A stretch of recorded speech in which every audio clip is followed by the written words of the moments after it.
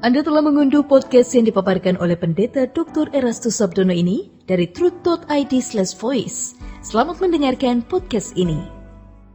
Shalom saudaraku sekalian, salam sejahtera. Kebenaran hari ini berjudul pencuri. Tuhan Yesus mengingatkan bahwa kita harus berjaga-jaga berkenaan dengan adanya ancaman dalam bentuk pengaruh jahat yang merusak pikiran oleh karena suatu pengajaran. Pengajaran dan pola hidup yang jahat dapat ditularkan oleh tokoh agama seperti Ragi. Ragi, meskipun volumenya kecil, namun dapat mempengaruhi atau mengubah sesuatu yang besar dan luas. Ragi orang Farisi dalam teks Alkitab yang menggambarkan pengaruh ajaran orang Farisi itu atau yang dikenal Ragi orang Farisi itu menunjuk pengaruh negatif melalui pengajaran dan sikap hidup. Mereka itu rohaniwan palsu. Ragi orang Farisi dapat digambarkan seperti kaleng racun yang diberi label susu pada kemasannya, padahal dalamnya racun. Ini merupakan sesuatu yang sangat membahayakan. Demikianlah orang Farisi yang dianggap sebagai rohaniwan, ternyata mereka mengajarkan sesuatu yang bertentangan dengan kebenaran. Keadaan ini membuat semakin banyak rakyat Israel menjadi sesat. Kasus ini juga bisa terjadi di zaman sekarang, saudara. Tidak sedikit pembicara yang diakui sebagai penyambung lidah Allah, padahal ia tidak menyampaikan kebenaran firman yang murni, jadi penyambung lidah iblis. Tetapi ironisnya, mereka bisa menyesat-nyesatkan orang yang sebenarnya menjadi juru bicara Tuhan. Hal Ragi orang Farisi yang menyesatkan bertalian dengan apa yang dikemukakan oleh Tuhan dalam Yohanes 10 ayat 10. Itu bertalian. Jadi apa yang dikatakan Tuhan kita Yesus Kristus mengenai Ragi orang Farisi itu ternyata terkait dengan yang diucapkan Tuhan Yesus di Yohanes pasal 10 ayat 10. Tuhan menyebut musuh itu adalah pencuri. Dalam bahasa Yunaninya kleptes. Kata kerjanya adalah klepto, maka kita mengenal kata kleptomania, orang yang suka mencuri atau punya penyakit suka mencuri. Mencuri artinya mengambil milik orang lain dengan diam-diam tanpa sepengetahuan pemiliknya. Lalu apa maksud Tuhan bahwa iblis itu sebagai pencuri? Iblis digambarkan sebagai sosok pencuri dengan diam-diam dan dengan cara yang cerdas, memakai orang-orang yang diakui sebagai hamba Tuhan atau rohaniwan, tetapi memberitakan, mengajarkan Injil yang palsu. Tuhan Yesus datang untuk memberi hidup supaya mereka memilikinya dalam segala kelimpahan. Tetapi pencuri ini mengajarkan sesuatu yang menyesatkan. Yesus datang untuk memberi hidup, artinya memberikan hidup yang berkualitas. Dan kelimpahan itu maksudnya kelimpahan secara rohani. Dalam bahasa aslinya perisos, artinya tinggi dalam kualitas, bukan kuantitas. Iblis datang untuk mengambil kehidupan dan membawa manusia kepada kemiskinan. Kemiskinan di sini adalah kemiskinan rohani, bukan kemiskinan materi.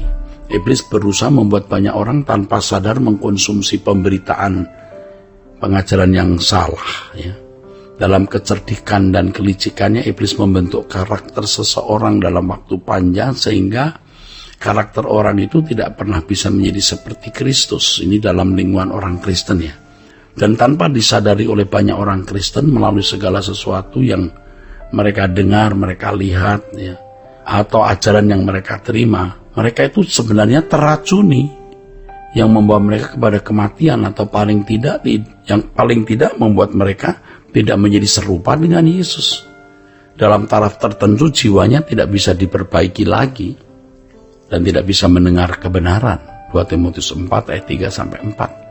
Fenomena ini terjadi pada orang-orang Kristen yang sudah lama hidup dengan cara berpikir anak-anak dunia, sehingga mereka tidak dapat lagi mengenakan kebenaran Tuhan. Nah, dalam lingkungan gereja banyak jemaat telah diracuni oleh pengajaran yang salah dan tertulari spirit yang terpancar dari pembicara yang hidupnya tidak sesuai dengan kesucian Allah. Dan inilah yang disebut ragi itu sebenarnya, saudara. Dalam kegiatannya, iblis mencuri dengan memakai orang-orang sebagai pelaksananya. Pada zaman Yesus, iblis bisa memakai para rohaniwan atau para ulama agama Yahudi seperti orang Farisi untuk mengarahkan jemaat umat ke jalan yang salah. Nah, dalam pernyataannya Yesus berkata, "Sesungguhnya akulah pintu ke domba-domba itu. Semua orang yang datang sebelum aku adalah pencuri dan perampok, dan domba-domba itu tidak mendengarkan mereka." Nah, dalam pernyataan ini Yesus membandingkan dirinya dengan orang Farisi dan tokoh-tokoh agama Yahudi yang tidak melalui jalur yang benar dalam mengajar. Tidak melalui jalur yang benar. Jadi bukan distributor yang benar. Untuk dapat membedakan apakah seseorang membawa pengajaran yang sehat atau tidak, sesat atau benar, harus menggunakan ukuran firman Tuhan yang ada dalam Alkitab. Ukurannya bukanlah kelakuan lahiriah semata-mata orang yang mengajarkan kebenaran tersebut. Ya, memang pada akhirnya kita dapat membedakan nabi palsu atau tidak tergantung atau terlihat dari buahnya. Namun dalam kondisi tertentu kita membutuhkan klarifikasi segera atau secepatnya sebelum kita terjebak lebih parah ke dalam penyesatannya.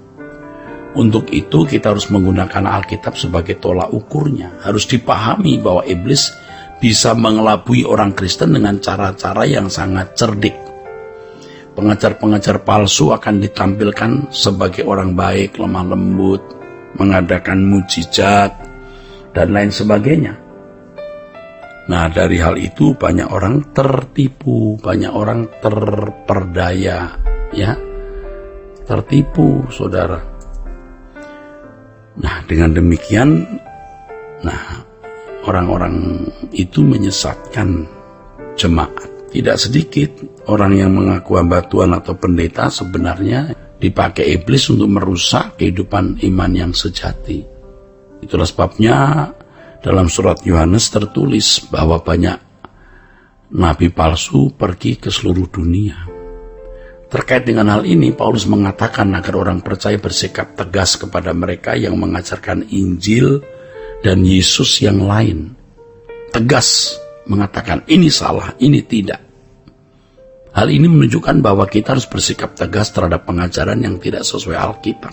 Pada dasarnya, ciri pengajaran yang sesat adalah, perhatikan ini, pengajaran yang sesat tidak menekankan kesucian hidup, sempurna seperti Bapa serupa dengan Yesus.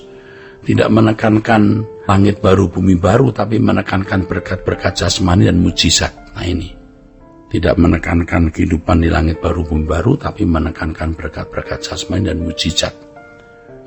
Menekankan keberhasilan dan sukses di bumi, dan tidak mengajarkan mempersembahkan hidup sepenuhnya bagi Tuhan. Ya, hanya mempersembahkan 10% atau mempersembahkan persembahan yang lain, tapi bukan segenap hidup tanpa batas untuk Allah. Nah, kiranya kebenaran hari ini dapat membuka pikiran kita untuk mengenali kebenaran yang murni. Ya, Tuhan memberkati. Sola Gracia. Untuk berlangganan renungan harian dalam bentuk cetak, silakan hubungi Truth Literatur di nomor telepon 0878 7870 7000. Untuk mendapatkan CD khotbah, MP3 renungan Truth, dan CD album lagu produksi Sola Gracia, Anda dapat menghubungi di hari dan jam kerja di nomor telepon 021 638 60953. Tuhan Yesus memberkati. Sola Gracia.